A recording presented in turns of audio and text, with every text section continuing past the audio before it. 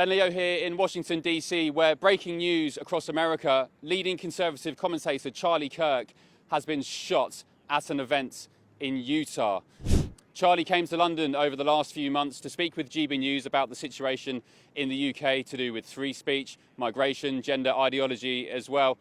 He was a very, very sweet man. He's a God-serving man with 2 young children. We spoke off air about how much he was proud of his family, proud of his children, and how much he loves his kids and his wife dearly. This is a reminder of our conversation from London a few months ago. Like you're a massive conservative leader in the US. I'll call you that. I mean, you've been credited with helping getting Donald Trump elected and even advising him on cabinet picks, right? So you are very, very influential.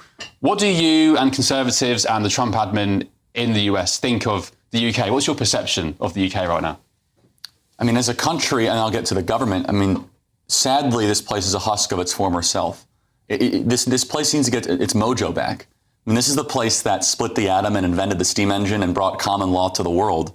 And unfortunately, the perception amongst American conservatives is that this is increasingly a conquered country and that there is not a firm opposition to try to bring Britain back to greatness. I hope that's reform. We'll see what happens. It certainly isn't Labour and, Keir Starmer and all the nonsense that he's doing in this country. But look, I mean, we want this country to be great. America is Britain obsessed. And we talk about the royal family all the time. If you come in with a British accent, we take you more seriously.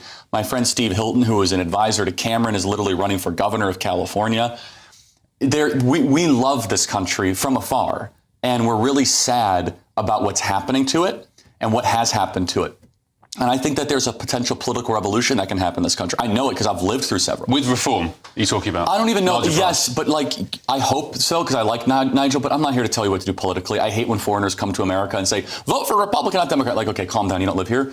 All I can do is, as an outsider, kind of like de Tocqueville coming to America, I can tell you right now, as an outsider who's seen themes and trends and patterns, there is an explosion waiting to happen in this country. There is mass repression, and here's why. People are coming up to me quietly, me as an American, who follow me on social media. Charlie, I love what you're doing. I wish I could speak out against it. There's so much, the silent majority is what we called it in America. Yeah. And President Trump tapped into that. And these are the muscular class of London.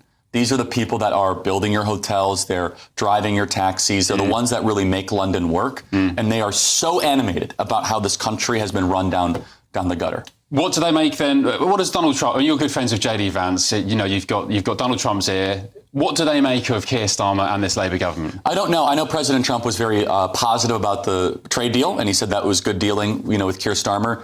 I don't want to put words in their mouth or sentiments. I know that as a totality of Europe, they want Europe to pay more in their contributions to NATO. I can give you my opinion of Keir Starmer. Not a fan. Go on then. Let's have it. Well, look, I mean, first of all, what he's doing with this Brexit thing, based on my limited understanding, and again, as an outsider, is like the ultimate denial of democracy. You guys had an up or down vote of the highest turnout election in modern British history. Ever, yeah. Right? Ever, in the history of the country, right? And they lost. And people said no. When you had 80+% turnout, people did not want to be part of the European Union. And now Keir Starmer is undermining the democratic will of the people. That is not a democracy. And these are the people that are always saying, yes, we're very big about liberal democracy. No, you're not. You're about an oligarchy. Your oligarchy is an expert class permanently entrenched. Not a fan of Keir Starmer. Obviously, politically, ideology, he's a far left-winger. I would even almost put him in the Marxist camp at times. What he's doing in immigration is a total fraud. No one should actually believe it. Well, I'd say as well, it's not just Labour who opened the floodgates. It was the Conservative Party. I hate the name of the Conservative Party. Yeah. Because in America, conservative means something very, very different. Well, that's the scam they've been pulling for the last decade, calling themselves conservatives, and they're anything but. They're Liberal Democrats. They're left of centre. Is being generous, actually. Yeah, Hillary Clinton would be like a right-winger compared to some of the people in the Conservative Party here. And you're right. The Conservative Party allowed the mass migration crisis of Britain. And Keir Starmer just happens to now be prime minister trying to, make justifications for it. But this has been, I hate to use this term, I don't know if it's a term you guys use, bipartisan. Yeah. Which is it's bipartisan of both conservatives and Labour that have now overseen this crisis. We call them the uni party here. Yeah, exactly. We have a similar term in America. I think there is an opportunity for an ascendant political force. I don't know if it's reform, because of the social media era, because people are consuming information in a decentralized way, because they're not just getting their information from BBC and from the gatekeepers of the information of Britain. Yeah. And I think it's a huge existential threat to the power brokers here in this city and country. You talked about immigration being one of the big levers there, the Yes. change in culture and society. Can I ask you, do you think, I mean, you guys have had a similar situation on the southern border, just Even millions worse, of illegals. I hope you guys understand, it's worse. It was worse in America than what you have. 100%, yeah. I mean, Both per capita and the volume. And we have this ridiculous idea that I don't even think you guys have, which is called birthright citizenship, which is like, if you just, I hope everyone watching understands how insane it is in America. Can you just explain for the Because viewers? there's some things you guys get better than us. A Chinese woman from Beijing can fly in 9 months pregnant, land in San Francisco airport, go straight to the hospital, get a C-section, and that baby is a U.S. citizen. Full U.S. citizen, full passport, no reservation, no asterisk, nothing. That's called birthright citizenship. So all 10 million people come across the border, if they have babies, of which 250,000 a year, all of them get U.S. passports. We call those anchor babies in America. So it's a problem that Joe Biden manufactured. 10 million people in 4 years, about 30 million people total. We don't actually know the entire number. But immigration is a number that is a issue that transcends political lines. And I think here in Britain, you guys are finally kind of getting into the willingness to have that conversation. Okay, can we talk about, have you heard of a lady called Lucy Connolly since you've been here? Of course, I talked about her yesterday, and no one knew what I was talking about in Cambridge. Who are we talking about? The students didn't know. I mentioned her because I did the research. My team did an amazing job. And I think she just had her petition denied in today. in the last hour or so today, it's Tuesday today, she's had her appeal denied. So she's going to be carrying out her 2.5-year sentence for a solitary tweet. So outrageous. Which she deleted four hours later. What's your take on the whole situation? Well, I'm going to try to get the U.S. State Department involved. I don't know if, what their bandwidth is here, but I'm sorry, like, again, I'm speaking as a citizen, not as a U.S. government. I just want to be very clear. Like, is this a way that a liberal democracy and an ally of the United States acts? Just to be clear, what she said would not be any prison time in America. I don't like what she said, but she showed contrition. Well, there's two parts. The first part where she said, like, I don't want immigrants in my country. Perfectly acceptable. That's fine. Like, you'd say that. You're allowed to have that. I think there was one part about, like, potentially, like, violent whatever. Well, she said, let me clarify what she said. Yeah, I want to be clear. So I think by the time she sent the tweets, some asylum hotels were in the midst of being burnt down or their Molotovs thrown through a window. She tweeted, burn them down for all I care. You're allowed to say that in America. So the argument is, was she inciting violence there? Or was she reacting to the images she was seeing? You could, and by the way, just to be clear, you guys have the wrong incitement threshold. In America, you need to have specific time and specific place in order to reach the incitement threshold. Every day people say, well, someone should go kill Charlie Kirk. I don't like it. But that's protected speech. In America, we care about what you do, not about what you say. And then she showed contrition and she apologized. And from my understanding, when the police force showed up to her door, they asked her questions being like, do you hate immigrants? No. She gave like very satisfactory answers and they still arrested her. And I just find it so outrageous that she's going to now jail for 2.5 years for a deleted social media post that she apologized for. As you guys have birthed free speech to the world, you now guys are becoming a totalitarian country. You just mentioned the U.S. State Department. I mean, what are you inclined to do? What do you I don't know. I mean, I'm going to bring this up to Marco Rubio. Just going to send him a text being like, hey, you have a whole department, and he's done an amazing job, by the way. Marco's incredible. Like, this should be mentioned. And by the way, because it's not new, J.D. Vance brought this up in Germany. The context of Lucy Connolly, her argument is that she fired off that tweet because she'd lost, in tragic circumstances, a 19-month-old baby. Dehydration. And she was so shocked to the core about seeing 3 little girls massacred in Southport, near Liverpool, that's why she reacted in that way. But she deleted it 4 hours later. But again, this is what's so wrong about how you guys are, not you, but your country is viewing this. Who cares the circumstances? You're allowed to say these things. And the fact that you guys are policing speech, unspecified speech of someone that then deleted their tweet or their social media post, I mean, you guys know the reference. I mean, you are becoming Orwell's 1984. This is wrong on every fundamental moral level. Is the Trump admin, I know J.D. Vance has mentioned it before, is the Trump admin aware of that? Is Donald Trump broadly? Yes, I'm sure. Again, I don't know all the specifics. Look, there's like 5 different dynamics here. We're trying to get the war in Russia and Ukraine. And there's a lot of different levels here. I do know the State Department is keenly aware about the assault on free speech throughout Europe. And again, they always preach like we're the bastion of democracy. You do not have a free liberal democracy without freedom of speech. All right, there we go. There's going to be a longer version put online. You can get it on YouTube, and a second part to that at 10:20. So in the second hour of this show, we talk about religion, we talk about immigration, Brexit as well. So stay tuned for that. And as I said, the full version will be on YouTube. Let's get the thoughts of my panel now. The Conservative MP Esther McVey, GB News presenter Alex Armstrong, and the political commentator Andy Williams. Good evening, panel. Welcome. Evening. Esther, I'm sorry I threw the Tories under the bus there in that chat with Charlie. And I'm not surprised. Always. Can't be trusted. 16%. You mean Liberal Democrats? I was going to hide behind the sofa as I wasn't. Yeah. Anyway, what's your thoughts on that? You're the US and people like, and I must let me just stress again as well. And Alex, you've got big history in the US. Charlie Kirk is probably the most influential Conservative commentator in the United States. He was credited with largely helping Donald Trump get elected. He's good friends with J.D. Vance, the Vice President. He recommended J.D. Vance to Trump. He's pretty much credited with getting him that position. He's sensational. So he's not just some TikToker who's a good talker and quite eloquent. He is very influential. And he's saying, Esther, the United States are looking at us and thinking, oh, my God, what is going on in the United Kingdom?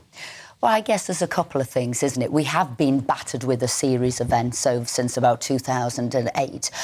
People said there'd be once in a lifetime, once in a generation of events, and they weren't. So we had the financial crash, we've had COVID and lockdown, we've had the first war in Europe, we've come out of Europe. So I think all of those things happened at the same time. So have we been battered and bruised, and do we need to recover from it? Yes. But I would say do not underestimate the UK. Thank you very much indeed. For a small country, we punch well above our weight. We've defended the world not once but twice. We were the start of the Industrial Revolution, the internet, the computer. We gave the world cricket, rugby, and well, that's what Charlie Kirk was saying. So what I'm saying is, yes, we have gone through a difficult time, but I am a strong supporter of the UK, and I know that as individuals and as a nation, we have resilience, we have brilliance, and we'll go forward. And I do think there is a struggle at the moment with our British identity. We don't want to be hiding our light under a bushel anymore. We have to march forward, and I am, you're talking about whether you're a Lib Dem or a Conservative, I am a strong Conservative. You're one of the few genuine Tories. From a working class, worked my way up, so I agree with social mobility and opportunity. So, yes, we do need to find our way. But I don't need an American telling me how to do it. No, but do you know what? I don't think people like Charlie Kirk are saying this stuff, Alex, because he wants to dunk on the UK. They love the UK, as he said. He says it out of concern and out of fear. We are, of course, condescending either. Well, I think it is condescending. I think you have to accept some criticism from good friends when it's justified, no? Yeah. It's like when you're in a bad relationship, you'd want your friends to tell you, listen, this isn't healthy for you. Yeah. And that's kind of where our country's headed, particularly on things like free speech. I do get very, very worried about that. I don't believe people should be in jail for tweets along the lines of what Lucy Connolly wrote. I actually agree completely with Charlie Kirk. The threshold is too low. I think when people start saying dates, times, locations, that sort of stuff, then you are probably organising a very violent rally. But when I look at her case, I don't see intent for her genuinely to cause harm to people. And as he said, she showed contrition. We need to be able to... look, at the end of the day, there's also a man who came over to this country illegally. He was sentenced the other day, put into prison for 9 months for posting a video. I think he was a Palestinian migrant who came to this country, broke into our country and posted a video about how Allah should destroy all the Jews or something along those lines. I'm not quoting exactly. People can look at themselves. 9 months. Yeah. OK? So there is, to most people, a two-tier system in this country. It is dangerous for democracy and it's dangerous for the health of Britain going forward. I want all those things that Esther's saying, but we need to get back to our roots first. Andy, do we have free speech in this country? Yeah, obviously we do. I mean, the idea that we do not have free speech... Well, it's not that obvious, is it? Well, Sorry to interject so quickly, but it's not that obvious. Lucy Connolly's been panged up for saying something on Twitter and deleting it 4 hours so later. if you can let me have more than three words in a sentence, I think that would be fair.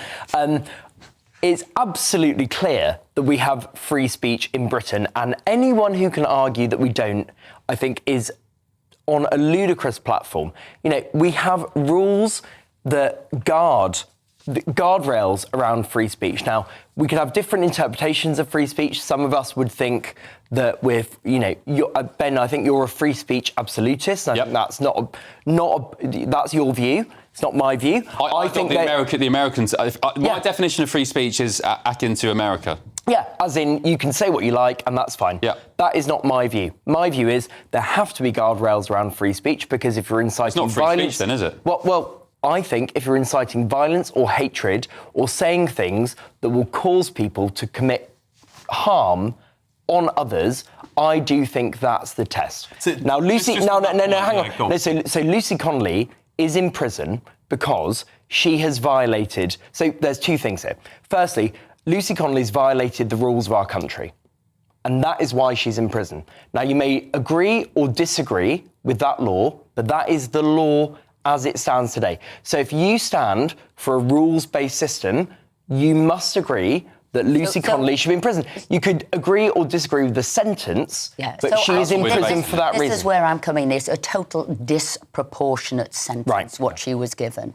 And there's a couple of factors here that don't make sense. Invariably, the judges are at pains never or not to send women to prison. They would try not to. And if they've got children, they absolutely will try their best not to, or with a shorter sentence. This didn't happen here. And the other thing that you'd have when you are in prison and you're coming to the end of the sentence, from last November, she would have been allowed something like rottle, which is sort of release on temporary licence. She would have been able to have gone and seen her husband who's ill and her child who's well. And she never got any of that. But she never got any of that, and that's why I say disproportionate. But what I will say, and judges do this, and they did it in the riots of 2011, should people do something at a time of rioting, civil disobedience, they give sentences, which is to say, do not do this. Yes, they are disproportionate in a time of rioting, and they did that. But now I think it's gone on too long, and I do think what they're doing is quite unnecessary. But don't you think... Just before, because I think this might add into what you're going to talk about. When we look at rulings for people who are being deported, for example, right, we see judges make decisions based on different articles of the ECHR, like a right to a family life, for example. They must stay here, and we give lots of them that are ridiculous things that judges, obviously different categories, let people off for. We aren't showing leniency when it is due, and I do blame the government for this, because Keir Starmer came up very, very clearly and said he wanted these people locked up quicker than they could blink, and that's part of the problem when politicians are calling for the justice system to. So this is interference of the separate arms of government. Here's what I would say: if you send a tweet and by the way, let's be clear, when you post on social media, that is publishing. You are publishing. No one disagrees with that, Andy. No one disagrees with the fact that the tweet was wrong. No, right. She deleted it. She admitted it was wrong. And she said, we're not talking about that. Set fire to all the hotels. No, she didn't say that. Yes, she did. No, she didn't, Andy. What did she say? You tell me what she said. She said, tell me what she said. What was the tweet? I don't want to. I can't repeat it because we're. Repeat it. I'm giving you permission to repeat the tweet. What was she the tweet? said, set fire to all the fucking hotels. And. Apologies for the swearing there, but what was the full context of the tweet? Well, it doesn't matter what... No, it doesn't matter. The rest of it does not matter. No, it doesn't. The whole conversation about the tweet is here. Mass deportations now, set fire to all the hotels for all I care. That's what we're debating, for all I care. Is that inciting... Well, the courts have deemed it so. And again, I'm not defending this tweet. I'm just saying, for all I care. The argument is she was not inciting people to go and set fire to hotels. She was saying, for all I care, that can happen. I'm not encouraging Ben, I can't believe we're arguing this semantic point. She said, set fire to all the hotels. That is clearly incitement to violence. But she also acknowledged it was wrong. After the event. After the event. She took it down 4 hours later. So she did a mea culpa. Everybody agrees it was a vile tweet. It was wrong. There was a sentence for it. She did do wrong. Everybody's got that. It is about the disproportionality. Yes. I agree with that. She's been just finally, I agree with that. Yeah, sorry to interject, Esther. Just finally, do you think she's a political prisoner, the way it's gone on so far? Obviously not, no. Well, I think she's got a 12-year-old child who deeply misses her mother. Yeah, and I'm coming back at you. You said no. She's got a 12-year-old child who deeply misses her mother. The father of that child is ill, and she's a childminder. She had no previous convictions. The court heard today, I was reading the appeal transcript from the court. The court heard that she was sending private messages, WhatsApp, to friends in the days after that tweet, saying, expressing her fear that it could have been her own children. And then she went back onto Twitter to make calls for no more violence in the riots. None of that was taken into consideration. So is it 31 months her sentence? Is that right? So that seems to me like a disproportionate sentence. Do I think she should have a jail sentence? Absolutely. Okay. I think a deterrent is really important. She broke the law. I that is wrong. Is that she's being made she's very little sympathy. She's being made an example of. That's rightly so. We need to make an example. That's mob justice. I want to know why she's not getting rattled and being able to go home for a week and a month. All right, we've got to move on. We'll continue this because we've got the second part of the Charlie Kirk interview coming up in the next hour, so we will continue this. Thank you, panel. I'm going to get a little bit deep now. The trans situation, medical experiments on kids, mass migration, is it intentional, is it not? I used to be of the premise, the thought that I didn't think there was good and evil per se. I used to think, well, people have different perspectives and, you know, give them a bit of, benefit of the doubt and just kind of think, you know, we've maybe been brought up in different environments. I am now, after seeing many, many different situations over the past couple of years, Southport, the murders, for example, as an example, that evil exists. Do you think evil exists of course. in the world? I mean, I'm an evangelical Christian. And just like, first of all, I just think that this materialist, secularist lie I saw at Cambridge, that everything is just atoms and matter. There's a supernatural domain. There's a realm out there that's supernatural. Every civilization that's ever existed acknowledged this, except the last 200 years we thought were really super smart because actually, no, we're just a bunch of subatomic particles and you're just a bunch of chemicals in your brain. No, there is a spiritual dimension. There is a supernatural realm. And of course, evil exists. As an evangelical Christian, we believe evil has kind of a chief executive officer, Satan or Lucifer. And we believe Christ our Lord is not just the counter, but is the salvation for all of humanity. And I want England to believe that again, because you guys brought Christianity to so much of the world. I want the Church of England to get its mojo back. I was going to say, do you think what's happening in the West over I'd say, 20 years. Do you think what's been happening over the past 20 years is because of a lack of faith in, maybe not God, but just faith in something bigger than ourselves? Or I would say yes. I mean, something transcendent. I mean, look, can a civilization continue when it cuts off what gave it life? Probably not. And that's what modernity is flirting with right now. And so then you get all these counterfeit religions. You get environmentalism. Why do you guys think you guys are doing this insane net neutral carbon stuff by 2050? Net zero, yeah. So you get rid of Christianity and then you get a substitute form of earth worship. You get rid of Christianity and then you get a substitute form of anti-racism. You get rid of Christianity and then, even more dangerous, you go from secularism then to Islam. Because then you're like, well, we have to believe in something, and then you bring in a completely different ideology that's at odds with Western values. Charlie, people watching this now would say it's just Islamists who are the issue. Islam as a religion is peaceful by nature, so on and so on. What's your response to that? I know a lot of great individual Muslims. My primary doctor in America is actually a Muslim, and he's amazing. That's not the point. You could walk the street and meet a great Muslim in London. The question is macro Islam compatible with Western values? Macro. Of course it's not. There are three major reasons why. Islam does not believe in freedom of speech. Islam does not believe in freedom of religion. And Islam does not believe in separation of mosque and state. Those three things are antithetical to the West. In a Muslim majority country, most Muslim majority countries, you cannot criticize the Prophet Muhammad. In most Muslim majority countries, you do not have the same robust freedom of religion protections. And finally, whereas we in the West are very careful to try to intermix religion and state, they are commanded to actually go into the state and try to change the state to be more Islamic around the core pillars of Islam. And the last thing I'll finally say is I cannot see a single Western country that has become more Islamic and has become a better place to live that is happier or freer. By what metric? Just happiness, quality of life? Everything from quality of life, from cultural cohesion, from whether people want to live there, prior to the native-born fertility rates. Again, people watching this will say is your criticism of the religion itself or not Muslim people? Because there are British Muslims who have been born here. You don't have to caveat it all the time. I know you guys have to because you're British and all that. A culture ceases to exist when we don't have unified language. When you cannot talk to your neighbor. I'm not discounting that there are good individual Muslims. The question that we need to reckon with the West is Mohammedanism compatible with the teachings of Blackstone? Is it compatible with the legacy of Wilberforce? All right. And the great thinkers that have come from this country? And I will say, no, there's a reason why when you go to these Islamic countries that you're not going to see the equal protection of rights, that you do not believe in universal human equality, that you do not believe the same things that we believe in the West. And I think it's suicidal to import millions of them. Yeah, and you know what, just on a passing point on that, it's most of the time, as far as I'm concerned, it's not even multicultural.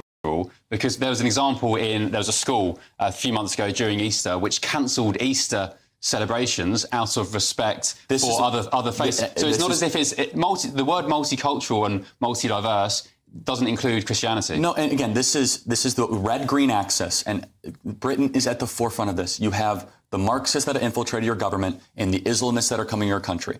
And when they combine together, they both agree on one thing. They have huge disagreements on a lot. They hate the West, and they want to see it broken. Okay, we're finishing up because we're pushed on time. You have to get to Oxford tonight, right, for Yes. more battles with some lefty students. But I have some quick-fire questions. Sure, go ahead. Where's Elon Musk gone?